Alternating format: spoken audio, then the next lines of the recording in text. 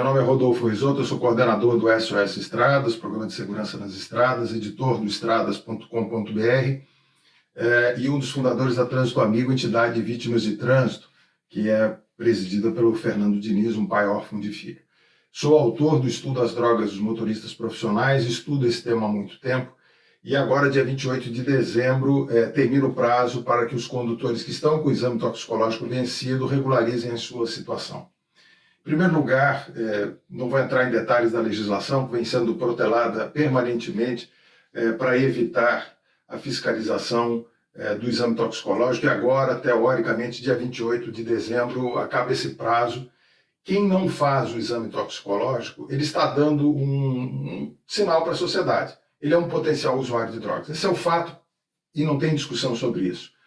A alegação que muita gente dá do custo do exame, o exame custava em torno de R$ 320 em 2016, que era o correspondente a 110 litros de diesel. Hoje custa em torno de 130, 140 reais, ou seja, menos de 30 litros de diesel. Então, a questão do preço também não tem o menor argumento, até porque não tem nenhum insumo que baixou de preço nesse período para menos da metade, como aconteceu com o exame toxicológico. Todos, combustível, pneu, tudo aumentou, né? Pedágio, tudo aumentou. Então, esse também não é um argumento. É natural que quando vem a perspectiva de efetivamente se punir, tenha muita gente dizendo, não, por que o caminhoneiro, por que fazer a fiscalização dos motoristas profissionais, etc.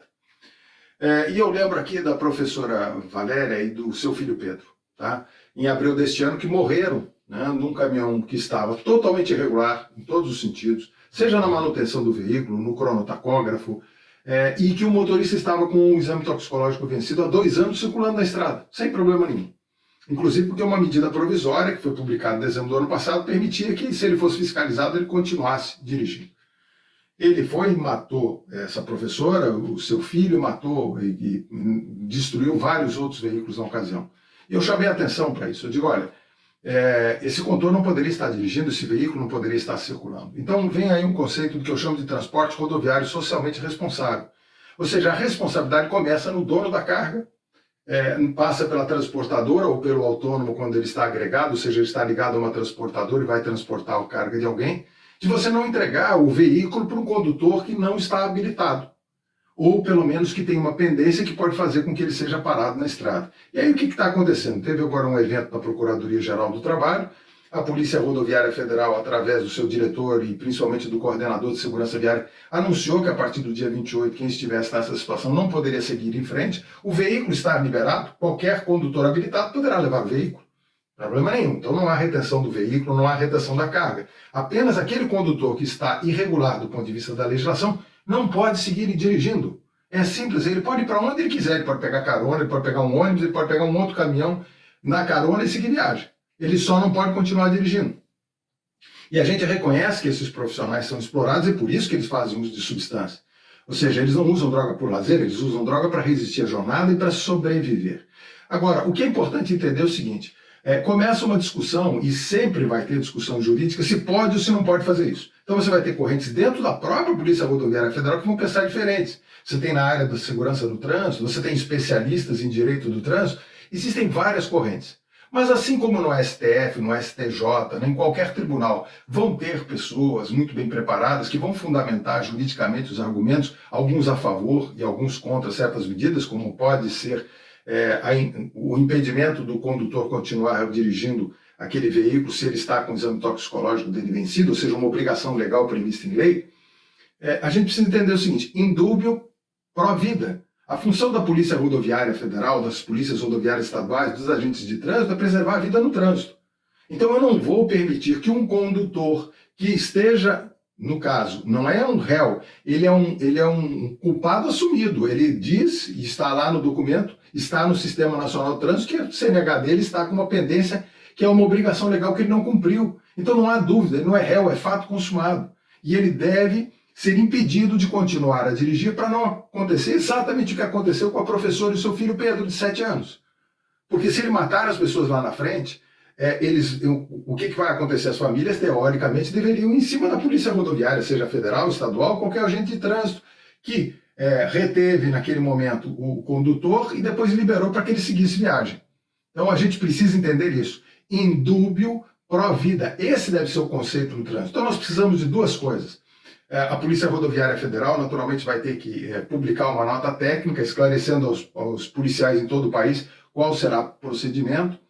E o CONTRAN deveria publicar uma resolução, naturalmente, juridicamente, vai encontrar argumentos para todos os lados. O que é importante é a gente passar a encontrar argumentos pró-vida, porque nós estamos sempre encontrando os argumentos pró-infrator, pró-criminoso do trânsito, pró-usuário de droga ou pró, desculpa a expressão, vou tirar o meu da reta. Esse é o fato concreto. Né? Então a gente precisa começar a pensar pró-vida. É para isso que existe o Sistema Nacional de Trânsito. É para isso que existe uma Secretaria Nacional de Trânsito. É para isso que existe a Polícia Rodoviária Federal e todos os órgãos ligados a trânsito. Então vamos ver se a partir de agora, inclusive deve ter uma reunião proximamente do próprio CONTRAN, se estabelece uma condição para que o policial, para que o agente de trânsito se sinta protegido e dizer: eu estou aqui cumprindo meu papel de preservação da vida e não vou permitir que esse condutor siga viagem. Como hoje acontece com aqueles que são flagrados com 200 comprimidos de rebite, com pinos de cocaína, com droga dentro do veículo, que dizem é para uso próprio. Aí ele vai lá, assina um termo circunstanciado, um TCO, chamado TCO, ele assumiu que a droga é para ele, ele está ao volante do veículo, às vezes com dezenas de toneladas, e infelizmente o policial entrega a chave para ele segue em frente, isso porque o policial está baseado nesse princípio que hoje vigora no trânsito brasileiro, que é indúbio, pró-infrator, pró-criminoso do trânsito, pró-potencial assassino, pró-usuário de droga, né? E pró-deixa eu tirar o meu da reta. Certo? Então a gente espera que haja uma mudança agora e que essa regulamentação seja uma nova fase, que se estabeleça essa regulamentação e que se responsabilize a origem. Ou seja, como o dono da carga, o dono da transportadora entrega veículo e carga para um condutor que está com a habilitação vencida ou com a habilitação irregular, que pode fazer com que aquela carga seja parada na rodovia. É muito fácil querer responsabilizar o policial rodoviário quando ele diz: o senhor não vai poder seguir viagem. Qualquer cidadão vai entender isso. Você, no momento de contratar uma mudança, você vai viver numa outra cidade, você contrata um caminhão de mudança, você vai verificar se o condutor está habilitado, se tem alguma restrição àquele veículo, para que não corra o risco da sua mudança ficar parada no meio da estrada em função dessas irregularidades.